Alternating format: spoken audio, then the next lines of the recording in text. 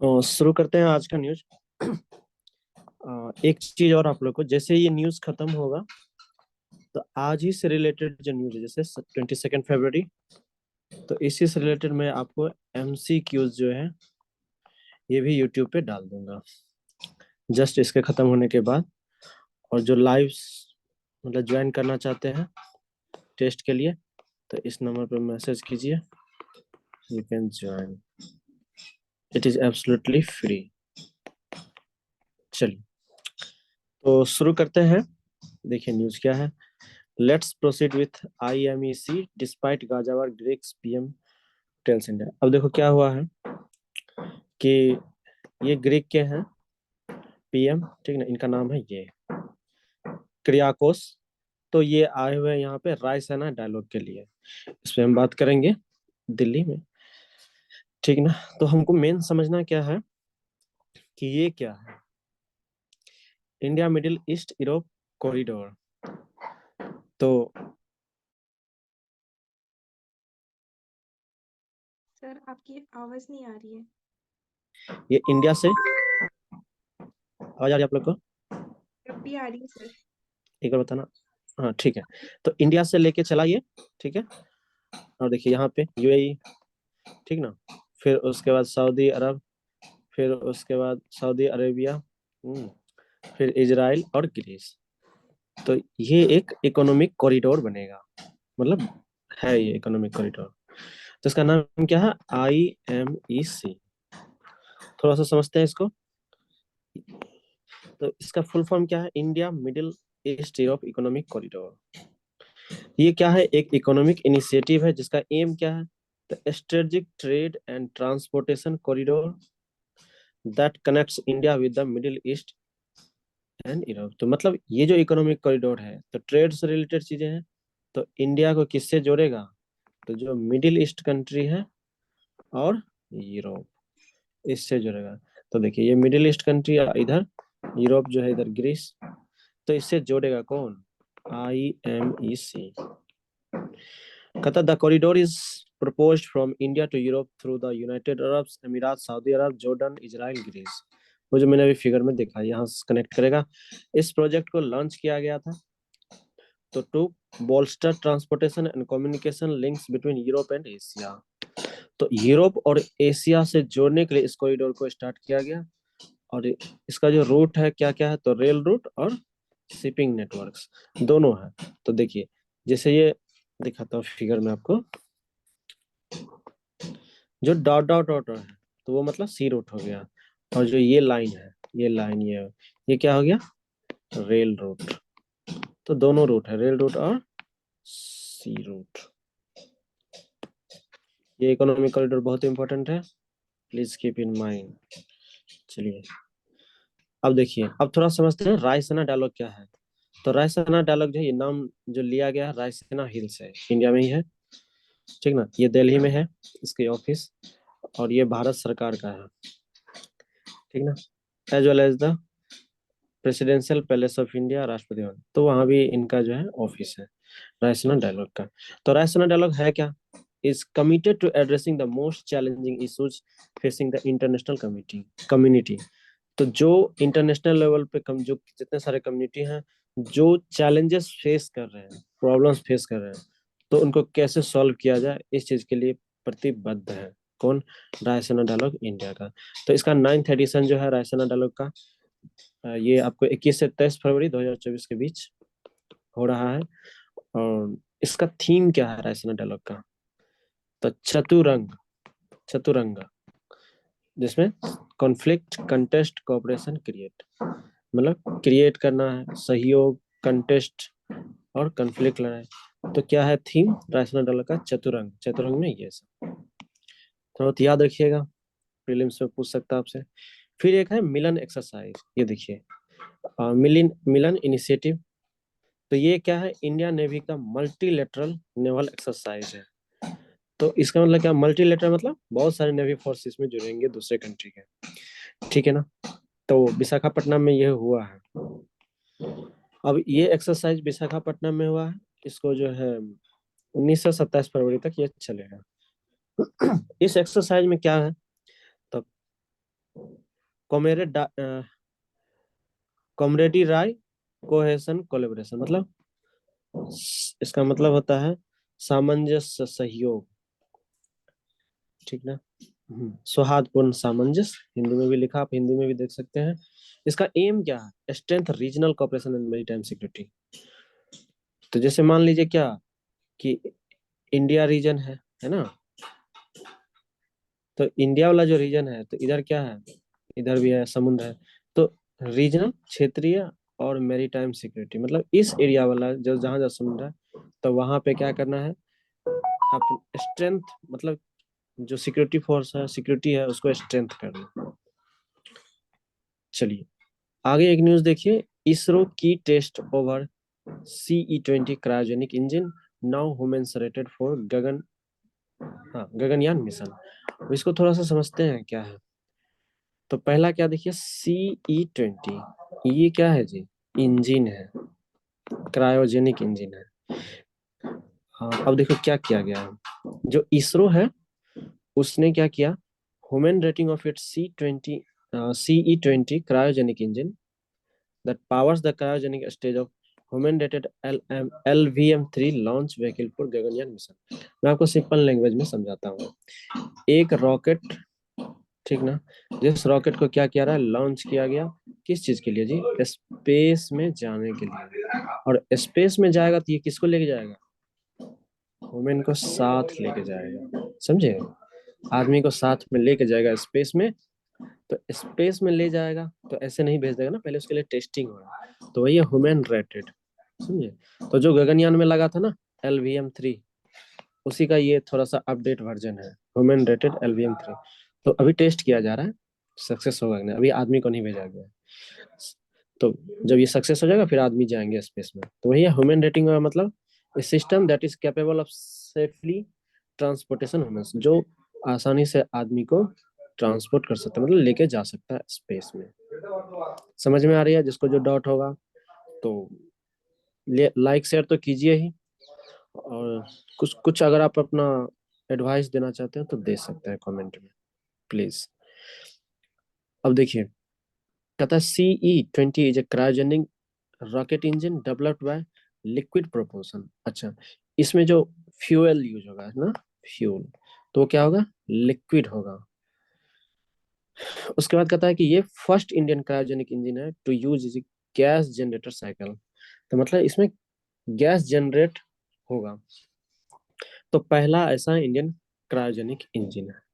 अब gas generate कैसे होगा इसमें, तो इसमें जो है फ्यूल जो यूज हुआ है कौन कौन सा, तो देखिए लिक्विड हाइड्रोजन LH2 और लिक्विड ऑक्सीजन LOX, ये इस दोनों को क्या किया जाएगा, लिक्विड करके रखा जाएगा। और एकदम कोल्ड कितना, तो -183 डिग्री सेल्सियस और -253 डिग्री सेल्सियस पे, किसको, तो LOX को रखा जाएगा 253 डिग्री सेल्सियस पे, और LH2 को रखा जाएगा -183 डिग्री सेल्सियस पे, ठीक है। इसके पावर कितना है, थ्रस्ट, तो 19 से 20 टन पावर जनरेट कर सकता है ये इतना सेकेंड में, ठीक है। चलिए, अच्छा, ये अभी मैंने जो बताया कि LVM-3 जो लॉन्च व्हीकल था, उसी का ये अपडेट वर्जन है जो चंद्रयान 3 मिशन में यूज किया गया था। आगे न्यूज देखिए, एक है वेदांता लिमिटेड, क्या नाम है, वेदांता लिमिटेड, ये कहाँ पे है जी, तो तुतुकुड़ी, तुतुकुड़ी कहाँ पे है, तमिलनाडु में है, थोड़ा सा याद रखिएगा।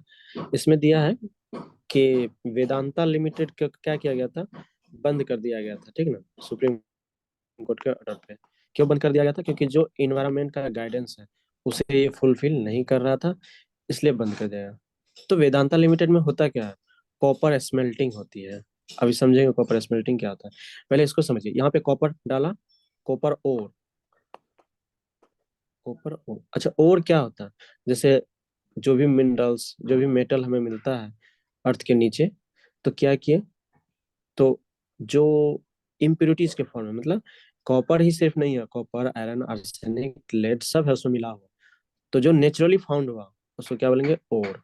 तो ओर को इसमें डाले, अब इसमें क्या किया, इसमें हीट प्रोड्यूस किए। जब हीट प्रोड्यूस करेगा तो क्या करेगा, तो इसमें होता है आर्सेनिक और लेड। तो ये क्या होगा, धुआं के थ्रू बाहर चला जाएगा और जो मेटल होगा, मेटल क्या होगा, लावा के रूप में बैठ जाएगा, तो हमारा कॉपर प्राप्त हो जाएगा। अब समझते हैं और क्या है। तो और naturally occurring materials that contains a high enough concentration of minerals to be economically extracted. तो जो नेचुरली मटेरियल प्राप्त होता है, जिस जो क्या होता है, मतलब जो हम इकोनॉमिकली एक्सट्रैक्टेड करना चाह रहे हैं, जो भी मेटल्स निकालना चाह रहे हैं, वो क्या अच्छा ज्यादा से ज्यादा कंसंट मतलब अधिक मात्रा में है उसमें, मतलब नेचुरली फाउंड जो है वो और है। स्मेल्टिंग क्या होता है, तो यह एक प्रोसेस होता है जिसमें मेटल्स को ओर से क्या किया जाता है, एक्सट्रैक्ट किया जाता है। कैसे किया जाएगा, बाय हीटिंग देम। तो हीट करेंगे तो क्या होगा, ये बाहर आ जाएगा। ठीक है, कहता the process involve applying heat and chemical reducing agent to an ore. तो इसमें क्या होता है, इस प्रोसेस में अब जब अप्लाई हीट करते हैं तो केमिकल रिड्यूसिंग एजेंट काम करता है। प्राइमरी पर्पस क्या है स्मेल्टिंग का, to remove the metal content from contaminants in the ore. तो जो ओर में कंटामिनेंट्स है, मतलब जो इम्प्योरिटीज है, उसको रिमूव कर देना। अब कहता है smelting is a form of extractive metallurgy that is used to obtain many metals such as iron, copper, silver, tin, lead, zinc. तो इन सब में क्या होता है, स्मेल्टिंग प्रोसेस किया जाता है। और जो रिलीज होता है इम्प्योरिटीज, वो किस फॉर्म में, तो लेड और आर्सेनिक होता है। ठीक ना, ये गैस के थ्रू इन्वायरमेंट में पहुंच जाता है। तो वही आर्सेनिक और लेड इन्वायरमेंट में ज्यादा पहुंचेगा तो क्या होगा, इन्वायरमेंट को हार्म करेगा, इसलिए उसको बैन कर दिया गया था, फिर अब उसको चालू कर दिया गया। चलिए आगे न्यूज सुनिए, ये क्या कहता है, astronomers find the small hot helium stars they were looking for. पहला चीज याद रखिए कि कौन सा स्टार मिला है जी, हीलियम स्टार। ये क्या है, तो स्मॉल और हॉट है। चलिए हीलियम, अगर आप लोग को हीलियम पता होगा, अच्छा हीलियम मिला है, स्टार मिला है, तो इससे बहुत चीज का पता चलने वाला है। अगर आप लोग को याद होगा, एक होता है न्यूक्लियर फ्यूजन, FUSION, क्या है, nuclear fusion. Nuclear fusion reaction कहाँ पे होता है, बहुत अच्छा एग्जांपल है सन।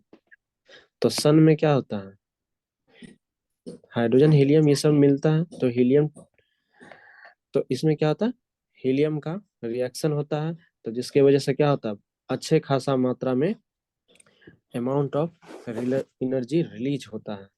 तो अब देखिए हीलियम, हीलियम मिला, ठीक है ना, क्या मिला, हीलियम, ये स्टार मिल गया। तो अब इससे ये भी पता चलेगा कि सन सन में जो एनर्जी निकलती है, तो सही में किस सोर्स से मतलब एनर्जी मिलता है। ठीक ना, चलिए और इसमें थोड़ा सा समझेंगे न्यूक्लियर फ्यूजन।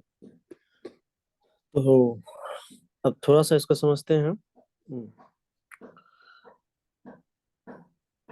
एक सेकंड दीजिए। अच्छा, सन में जो रिएक्शन होता है किसके किसके बीच, हाइड्रोजन और हीलियम के बीच रिएक्शन होता है। तो थोड़ा सा ये याद रखिएगा। अब कहता है क्या, astronomers have finally found a unique class of stars they had been looking for it. कई सालों से देख रहा था ये चीज।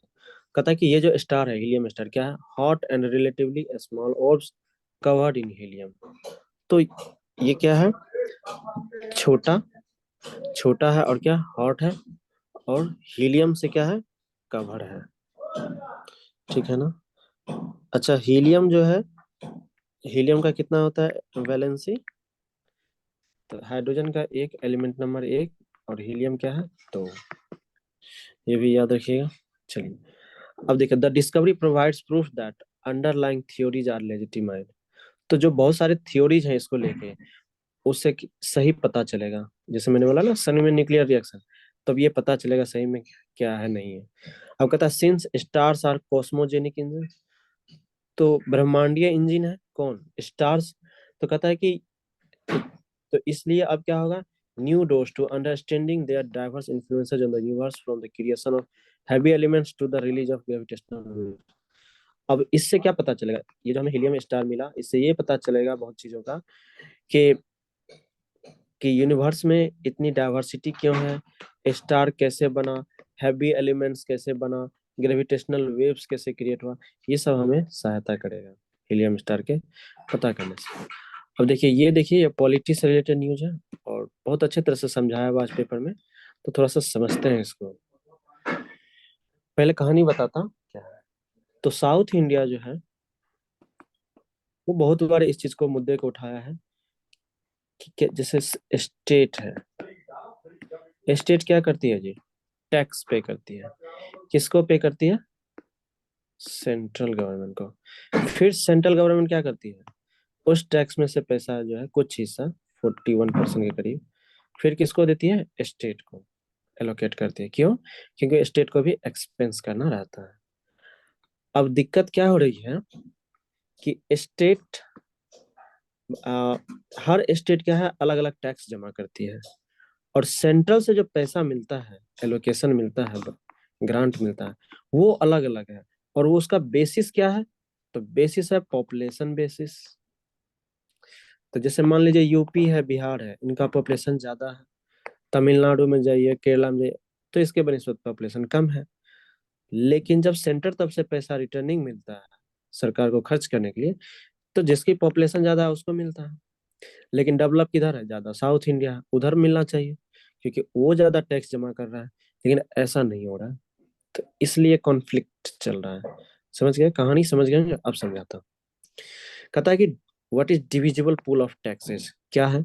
तो article 270 of the constitution, 270 article में क्या लिखा है, scheme of distribution of net tax proceeds collected by the union government between the centre and the states.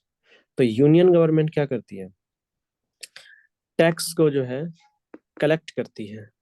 समझ गए, सेंटर और स्टेट से जो टैक्स कलेक्शन होता है भारत सरकार को, तो ये किस आर्टिकल में लिखा है, 270 में।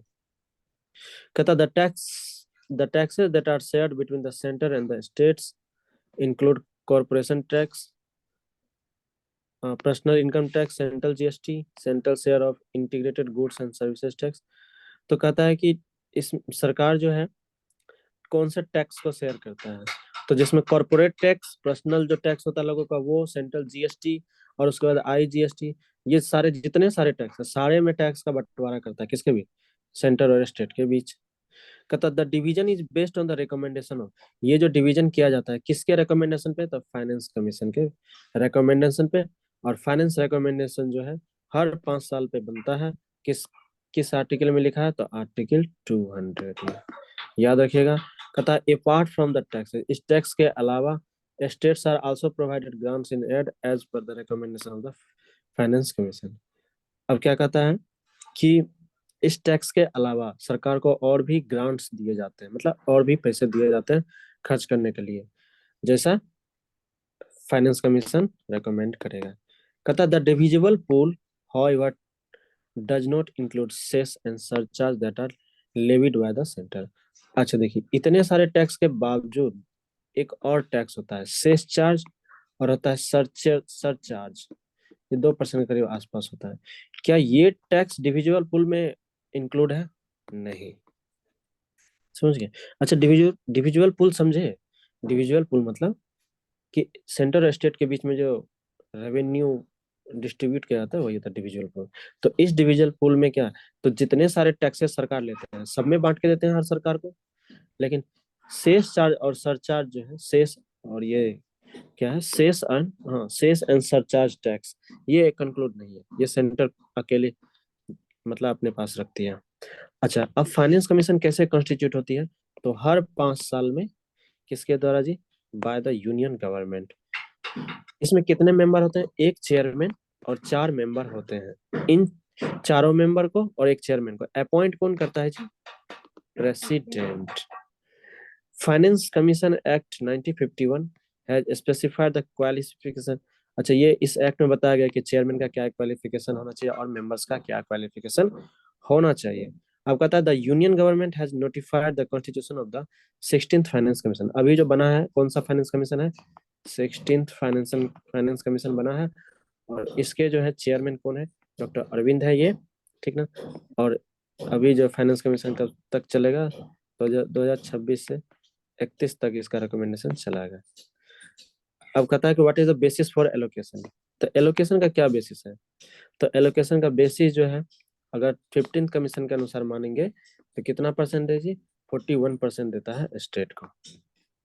कहता the distribution among the states is based on the various criteria. तो ये जो पैसा बंटवारा किया था, बहुत सारे क्राइटेरिया हैं इसके।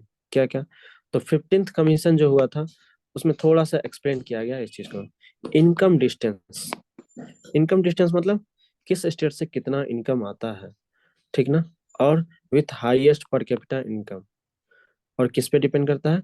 Highest per capita income. मतलब ये एक एरिया है, इस एरिया में एक आदमी कितना पैसा कमाता है। 100 आदमी है तो पर व्यक्ति कितना पैसा कमाता है, ये होता है पर कैपिटा इनकम। पीसीआई वही बोलते हैं इसको। जो सबसे ज्यादा किसका है? हरियाणा का। हरियाणा के हर लोग ज्यादा पैसा कमाते हैं और स्टेट के मुकाबले। और जो लोअर पर कैपिटा इनकम है, ठीक है, would be given a higher share to maintain equity among states। अब देखिए यहाँ क्या कर रहे हैं कि जो लोअर पर कैपिटा इनकम है, जिस स्टेट के लोग के पास पैसा कम मतलब अर्निंग होता है, उनको ज्यादा शेयर किया जाता है, मतलब उनको ज्यादा रेवेन्यू दिया जाता है। इसलिए लड़ाई चल रही है। और जो ज्यादा पर कैपिटा इनकम वाले स्टेट हैं, उनको कम पैसा दिया जाता है। ऐसा क्यों कम ऐसा क्यों किया गया? इक्विटी करने के लिए, मतलब बराबर करने के लिए, कि किसी में कोई डिस्क्रिमिनेशन ना हो। इसलिए मन चले कोई पिछड़ा हुआ तो उसको इम्प्रूवमेंट के लिए, इसलिए जो है लो इम्प्रूवमेंट वाले को ज्यादा पैसा दिया जा रहा है। उसके बाद population, population as per the, तो 2011 सेंसस के अनुसार जो पॉपुलेशन हुआ मतलब काउंट हुआ है, उसी के अनुसार पैसा दिया जा रहा है। तो टिल 14-15 कमीशन तक क्या था? 1971 सेंसस के अनुसार कि किस स्टेट में कितना पॉपुलेशन है। अब जो है 15th कमीशन जब आया तब कितना पर हो गया कि 2011 में जितना पॉपुलेशन है उसके अनुसार स्टेट को पैसा दिया। फिर कहता है फॉरेस्ट एंड इकोलॉजी भी देखा जाता है कि किस स्टेट में फॉरेस्ट ज्यादा है कम है, इसके बेसिस पे भी पैसा का डिस्ट्रीब्यूशन होता है। अगर लोअर फर्टिलिटी वाला रेशियो मतलब स्टेट है तो उसको ज्यादा मिलेगा रेवेन्यू, ठीक है। फिर कहता है कि इशूज क्या है, व्हाट आर द इशूज। देखो the constitution scheme has always favoured a strong centre in legislative administrative and functional relationship relation. कहता है कि कॉन्स्टिट्यूशनल स्कीम में क्या है कि जब आप पढ़ोगे सेंटर एंड स्टेट रिलेशन, तो हमेशा जो भी लेजिस्लेशन बना है, जो भी कानून बना है, लॉ बना है, तो स्ट्रॉन्ग किसके तरफ बायस है, झुकाव, तो ज्यादा है सेंटर की तरफ। कोई भी कानून बना है सेंटर को ज्यादा राहत है। कहता है कि लेकिन फेडरलिज्म की जब बात करते हैं, फेडरलिज्म क्या है? बेसिक फीचर है हमारे कॉन्स्टिट्यूशन का।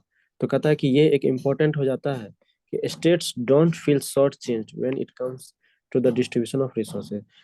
तो जब रिसोर्सेज का डिस्ट्रीब्यूशन, जब रेवेन्यू का डिस्ट्रीब्यूशन हो रहा है, तो स्टेट्स को ये नहीं लगे कि मतलब उसके उसके साथ जो है फेडरलिज्म का व्यवहार नहीं हो रहा, ये चीज है। तो इसलिए क्या किया जा रहा है?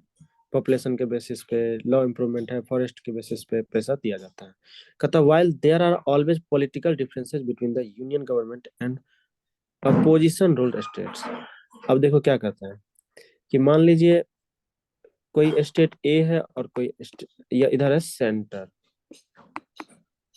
तो अगर यहाँ भी सरकार जो है उसी की रही जिसकी गवर्नमेंट मतलब जिसके सेंट्रल में गवर्नमेंट है, तब दोनों में कॉन्फ्लिक्ट होगा? तब कोई कॉन्फ्लिक्ट नहीं होगा। लेकिन सेंटर में अभी किसका है, मान लीजिए अभी है बीजेपी का, और किसी स्टेट में क्या है, कांग्रेस का है मान लीजिए, तो यहाँ कॉन्फ्लिक्ट होगी, और ये जान के कॉन्फ्लिक्ट की जाती है जेन्युइनली। समझ गए? अब देखिए पहला रीजन क्या है। Firstly cess and surcharge collected by the union government. तो जो सेस और सरचार्ज टैक्स होता है, ये यूनियन गवर्नमेंट के द्वारा कलेक्ट किया जाता है, और सरकार के पास करीब 23% पूरे टैक्स का यही जमा होता है 2024-25 में, इतना हुआ है। कहता which does not form part of the divisible pool, hence not shared with the state. अब देखिए कहता है कि ये जो सेस और सरचार्ज है, डिविजुअल पूल में क्या कंक्लूड होता है? नहीं होता है। तो जब कंक्लूड नहीं होगा तो क्या होगा? स्टेट को रिटर्निंग मिलेगा? नहीं मिलेगा। दूसरा क्या बोला? The amount each state gets back for every rupee they contribute to central taxes so steep variation. हर रुपए का, अगर आपने 1 रुपया दिया तो 1-1 रुपया का सरकार जो है फिर आपको बैक करती है रुपया खर्च करने के लिए। तो चार्ट 1 देखिए, चार्ट 1। यहाँ देखिए बिहार 1 रुपया अगर सरकार को टैक्स दे रहा है तो सेंट्रल गवर्नमेंट इसको 7 रुपया रिटर्निंग दे रहा है।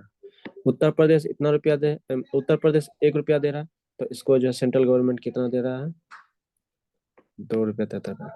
तो अब महाराष्ट्र की जोड़ेंगे, कर्नाटका, ये सब क्या ज्यादा डेवलप है, इनको टैक्स, इनको सरकार के द्वारा कम पैसा मिल रहा है, इसलिए लड़ाई हो रही है। समझ गए बात को? आई थिंक समझ गए होंगे। तीसरा रीजन क्या बोला, the percentage share in the divisible pool of taxes has been reducing for southern states over the last 6। तो चार्ट अगर 2 को देखिएगा तो क्या किया जा रहा है कि जो सदर्न स्टेट है ना, वहां पे दिनों दिन परसेंटेज घटाते जा रहा है रेवेन्यू का, क्योंकि वो डेवलप हो रहा है। तो तो जो ज्यादा डेवलप हो रहा है उनको कम पैसा मिल रहा है। और फाइनली क्या है, grants in aid as per the recommendation of the finance commission varies among various states. अब देखिए हर स्टेट को जो रेवेन्यू मिलता है और ग्रांट्स मतलब खर्च करने के लिए सरकार की तरफ से जो बहुत सारे पॉलिसी को इम्प्लीमेंट करने के लिए पैसा मिलता है, तो अब उसमें क्या है कि 15th जो फाइनेंस कमीशन हुआ है उसके अनुसार क्या कहता है, there are revenues deficit sector specified and state specific grants given to various state as well as the grants to local bodies that are given based on the population and the area of state। अब अब किस पे depend कर दिया है ये कि कितना रेवेन्यू डेफिसिट हो रहा है, मतलब कितना घाटा हो रहा है उसको, स्टेट को। उसके बाद इंडस्ट्री कितना है, कम है तो ज्यादा ज्यादा मतलब सरकार की तरफ से पैसा मिलेगा, अगर ज्यादा है तो कम मतलब अगर इंडस्ट्री ज्यादा है तो पैसा कम मिलेगा। और ये सारा चीज बेसिस किस पे कर दिया है, तो पॉपुलेशन के बेसिस पे, और समझ गए, हाँ पॉपुलेशन के बेसिस पे, और स्टेट का एरिया कितना है इसके बेसिस पे। तो इसलिए इतनी सारी लड़ाई हो रही है। चलो ठीक है, चलो अब इसके बाद जो है आपको इसी का एमसीक्यूज मिल जाएगा, तो आपको जो भी डॉट्स हैं और ज्यादा उसमें क्लियर होगा जो एमसीक्यूज कराएंगे। तो जो जुड़ना चाहते हैं इस पे मैसेज कीजिएगा, मैं उसको जोड़ दूंगा शुरू में। चलो ठीक है, चलो कल मिलते हैं।